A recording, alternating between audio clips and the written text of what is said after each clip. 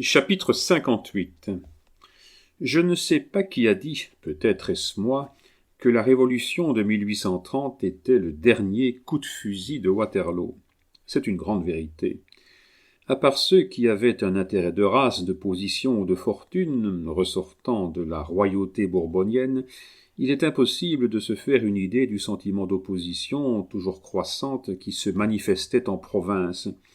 C'était au point que, sans savoir pourquoi, malgré tous les motifs que nous avions de maudire Napoléon, ma mère et moi, nous en étions arrivés à haïr bien davantage encore les Bourbons, qui ne nous avaient rien fait, ou qui même plutôt nous avaient fait du bien que du mal.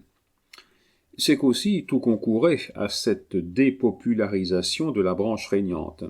L'envahissement du territoire français par l'ennemi, la honte des traités de 1815, l'occupation de 3 ans qui avait suivi la seconde rentrée des Bourbons, les réactions du Midi, Ramel assassiné à Toulouse, Brune massacré à Avignon, Murat toujours populaire malgré son ineptie et sa trahison fusillé au Pizzo, les proscriptions de 1816, les défections, les hontes, les marchés infâmes révélés chaque jour, les chansons d'Émile Debrau, les chants de Béranger, les messéniennes de Casimir de Lavigne, les tabatières de la Charte, les Voltaire-Touquet, les Rousseau de tous les formats, les vers inédits dans le genre de ceux que j'ai cités.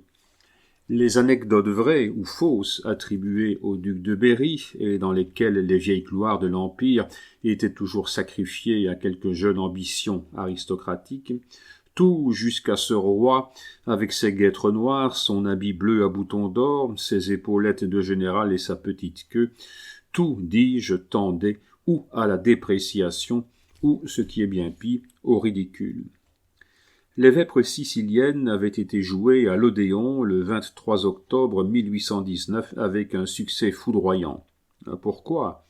Il eût été difficile de le dire à quelqu'un qui eût lu la pièce en se plaçant en dehors de toutes les passions. Pourquoi faisait-on la queue des 3 heures à la porte de l'Odéon ? Pourquoi s'entassait-on à étouffer dans cette magnifique salle où, dès cette époque, on était d'ordinaire plutôt à l'aise ? Pour entendre 4 vers dans lesquels on voyait une allusion aux empiètements politiques que se permettait, disait-on, le ministre favori du roi. Voici ces 4 vers. Ils étaient pourtant bien innocents, on en conviendra. De quel droit un ministre avec impunité ose-t-il attenter à notre liberté ? Se reposant sur vous des droits du diadème, le roi vous a-t-il fait plus roi qu'il n'est lui-même ? Eh bien, ces 4 vers soulevaient des tonnerres d'applaudissements, des salves de bravo. Et puis il fallait entendre le concert d'admiration entonné par toutes les feuilles libérales en l'honneur du jeune poète national. Le parti tout entier le caressait, l'adulait, l'exaltait. Quelque temps après les vêpres siciliennes jouées à l'Odéon, le théâtre français, le 5 octobre 1819, avait représenté Louis IX. C'était un pendant royaliste donné par le premier théâtre à la tragédie libérale de l'Odéon. Certes, il y avait une valeur à peu près égale à cette époque entre Ancelot et Casimir de Lavigne, et Louis IX, aux yeux des juges impartiaux, valait bien les vêpres siciliennes. Bah, tout le bruit, tous les applaudissements, tout le triomphe fut pour le poète libéral. C'est qu'il y avait dans la nation un souffle puissant, respiration interrompue de 93, et qui poussait l'esprit public vers la liberté. Je me rappelle qu'au bruit que firent ces 2 ouvrages, moi qui me sentais caressé des premières brises de la poésie, je voulus lire ces objets de controverse qui occupaient le monde littéraire tout entier. J'écrivis à Deleven qui m'envoya l'œuvre libérale et l'œuvre royaliste. L'œuvre libérale à la main, car c'était celle qui était la plus vantée, je courus annoncer la bonne fortune qui nous tombait de Paris à nos jeunes amies Adèle, Albine et Louise. Il fut décidé que le soir même on lirait le chef-d'œuvre, et comme c'était moi qui possédais l'ouvrage, je fus naturellement promu au grade de lecteur. Hélas, nous, pauvres enfants sans parti pris, jeunes gens naïfs, qui voulions nous amuser pour battre des mains, être remués au cœur pour admirer, Nous fûmes bien surpris à la fin du premier acte, plus surpris encore à la fin du second, qu'il se fit tant de bruit, tant de rumeurs, tant de louanges, autour d'une œuvre, estimable sans doute, mais qui ne faisait vibrer aucun sentiment, aucun souvenir, aucune passion. Ce que nous ignorions encore, c'est que la passion politique est la plus partiale de toutes et que celle-là vibrait au fond du cœur ulcéré de la patrie. Interrompue au deuxième acte, la lecture des Vêpres siciliennes ne fut jamais finie, en société du moins. Notre auditoire avait naïvement avoué que Montfort, Loredan et Procida l'ennuyaient à mourir, et qu'il leur préférait de beaucoup le Petit Poucet, le Chaboté et l'Oiseau bleu couleur du temps. Mais l'épreuve ne me suffisait pas.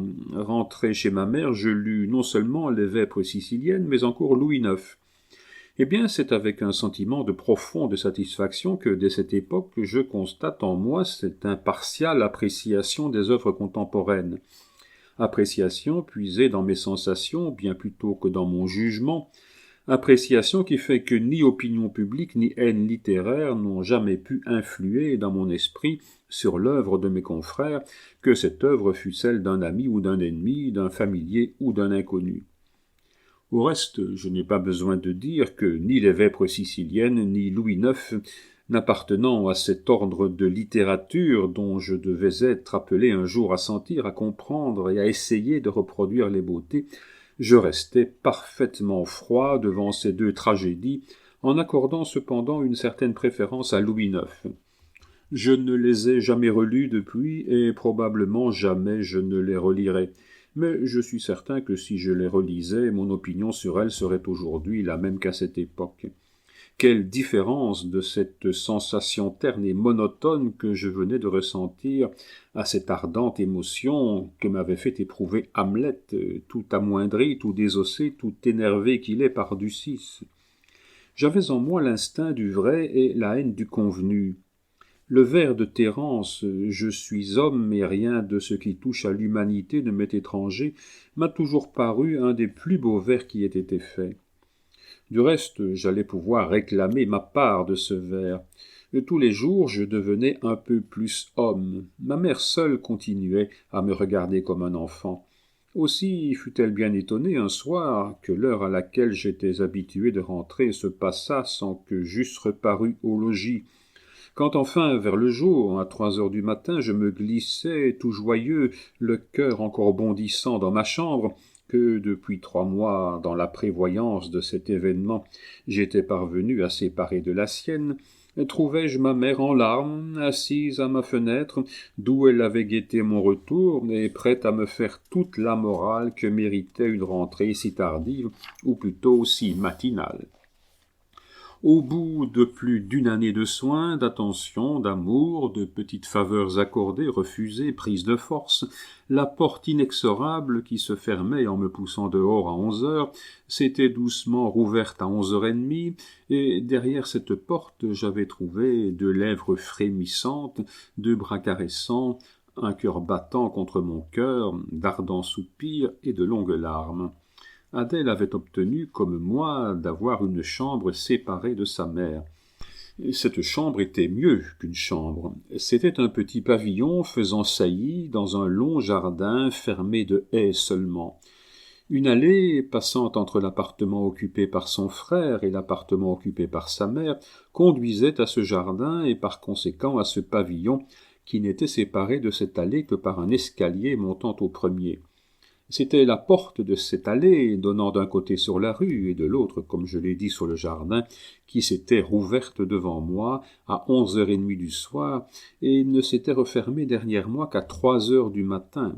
Cette nuit où ma mère, debout, inquiète, prête à venir me chercher dans les 600 maisons de la ville, m'avait attendu, tout éploré, à la fenêtre de ma chambre. Mais ce qui tourmentait le plus ma mère, et je m'en aperçus bientôt, c'est que, sans qu'elle mît en doute le motif de ce dérangement, elle ne pouvait pas deviner la personne qui l'avait causé. Eh bien, elle n'avait pas vu venir du côté par où elle m'attendait, et c'était si simple. C'était une si chaste, si pure et si honnête enfant que celle qui, après plus d'un an de lutte, se donnait à moi, que, quoique mon orgueil et mon amour fussent intéressés à la divulgation, ma conscience exigeait de moi, de mon honneur, de ma délicatesse, le secret le plus absolu. Il en résultait que, pour qu'on ne vît point à une pareille heure, soit aux environs de sa maison, soit dans la rue qui conduisait, en sortant à 3 heures de l'allée bénie qui m'avait donné passage, j'avais pris ma course et, par une ruelle, gagné les champs. Des champs, j'étais entré dans le parc en sautant par-dessus un fossé, pareil à celui qui m'avait, dans cette circonstance bien différente, permis de donner, le jour de la Pentecôte, une preuve de ma légèreté à mademoiselle Laurence. En fin du parc, j'avais gagné ce qu'on appelle chez nous le manège, et j'étais rentré dans la ville par la rue du Château. Il en résultait que ma mère, qui regardait du côté opposé, ne m'avait pas vu rentrer, et ne se doutant point de la ruse employée par moi pour dérouter, le cas échéant, les propos si prompts et si cruels des petites villes, il en résultait, dis-je, que ma mère se donnait au diable pour savoir d'où je venais. Cette ignorance de ma mère, les soupçons qu'elle fit plus tard naître dans son esprit au sujet d'une autre personne, eurent sur ma destinée une influence assez sérieuse pour que j'y appuie un instant.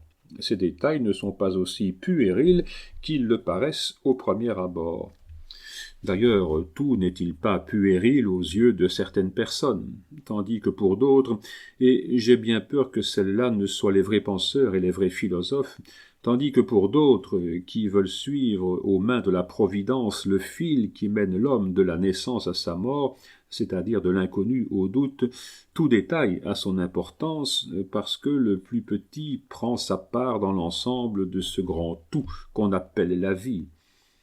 J'étais donc grondé par ma mère, qui ne me gronda pas longtemps, car je l'embrassais pendant qu'elle me grondait. D'ailleurs, elle n'était pas inquiète, et avec cet œil de mère, et peut-être plus encore de femme, qui lit jusqu'au fond des cœurs, elle me voyait profondément heureux. La joie est un abîme comme la douleur. L'extrême joie touche de si près à la souffrance que, comme la souffrance, elle a ses larmes. Ma mère me quitta pour s'aller coucher, non point parce qu'elle était fatiguée, pauvre mère, mais parce qu'elle sentait que j'avais besoin d'être seul avec moi-même, seul avec mes souvenirs si récents que je les tenais encore enfermés, tout palpitants dans mon cœur, comme on tient dans sa poitrine toute une nichée d'oiseaux qui cherchent à s'envoler. Oh, comme l'étude de maître Menson fut abandonnée ce jour-là, comme le parc me parut beau, comme les grands bois avec leurs feuilles murmurantes, avec leurs oiseaux chanteurs sur ma tête et leurs chevreuils effarouchés à l'horizon, était bien le cadre qu'il fallait à l'espace dans lequel ma pensée souriait et dansait comme une nymphe joyeuse. Amour, premier amour, sève de la jeunesse, comme tu fais éclore la vie en nous, comme tu l'as fait circuler par les canaux les plus secrets jusqu'aux extrémités de nos sens, vaste domaine, où chaque homme renfermé dans ce monde enferme à son tour en lui le monde tout entier.